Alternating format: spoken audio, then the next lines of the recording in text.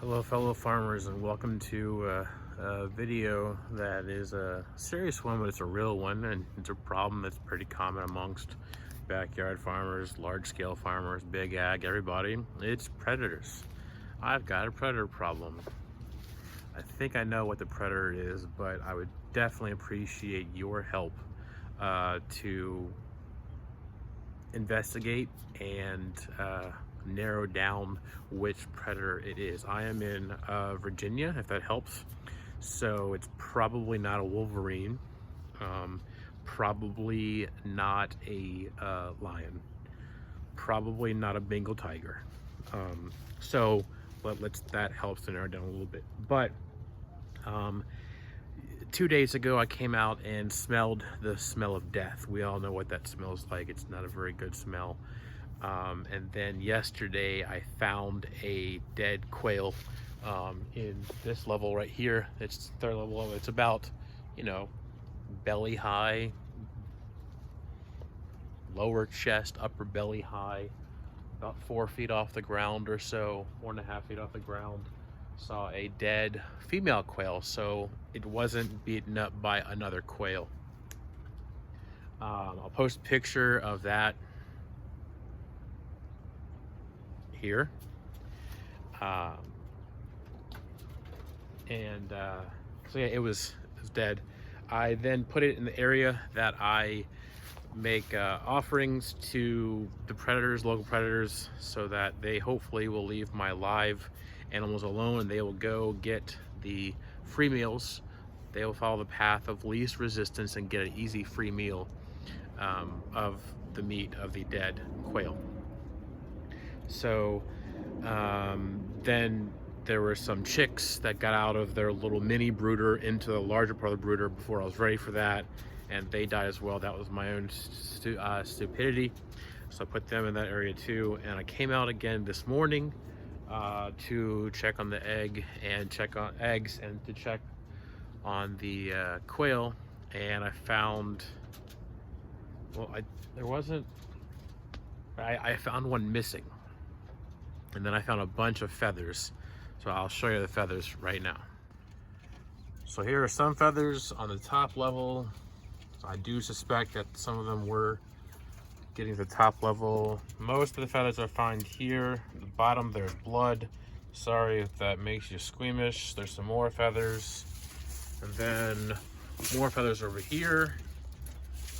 And then kind of the trail of feathers leads down to this next level.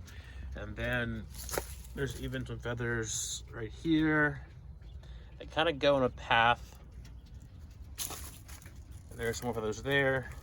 Kind of go in a path that lead to back over there, which goes back along my fence line. And there's a gap under that fence back there where I think that the possum comes from.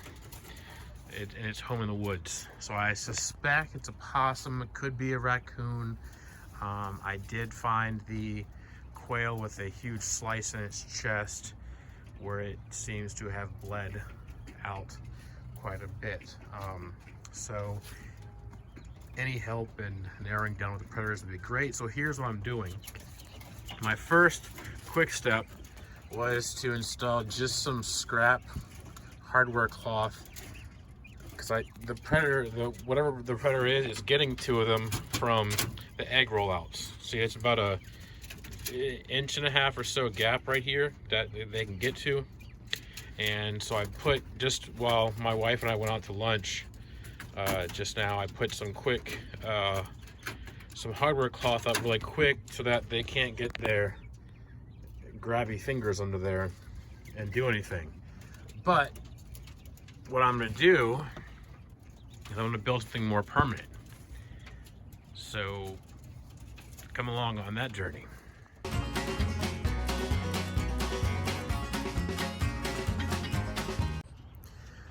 All right, I think that should be an adequate amount of supplies to build what I'm going to build. I really do like using my scrap pile as much as possible because, well, don't let things go to waste when we don't need to. So let's build it and let's install it. Here we go.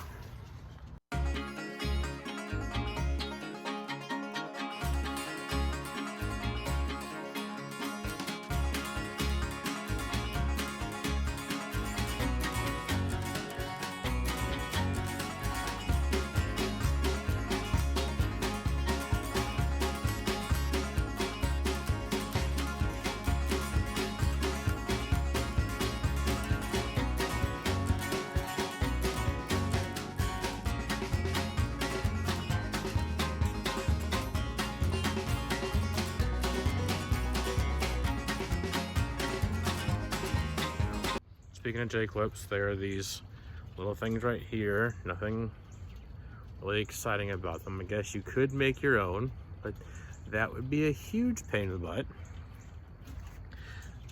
These I originally bought to build the rabbit cages, but I also use them frequently on the quail cages.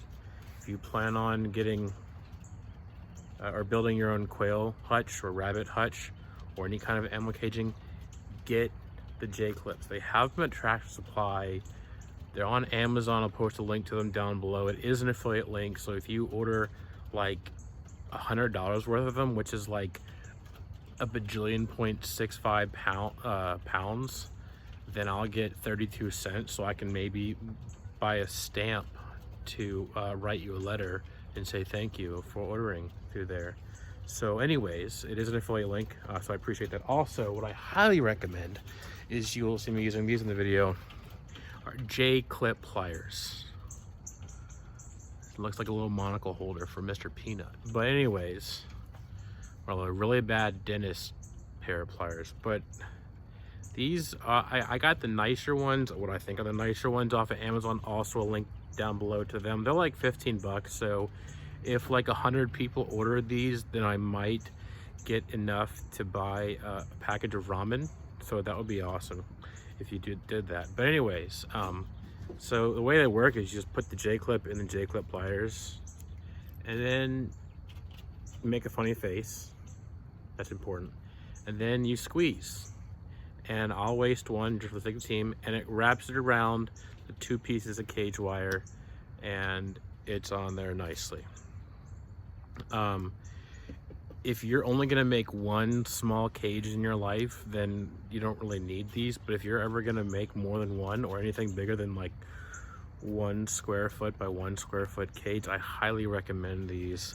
I keep them on hand in a easy place to find on my shed, as you saw, so that I can build or add cage parts. So let's try installing the J-clips.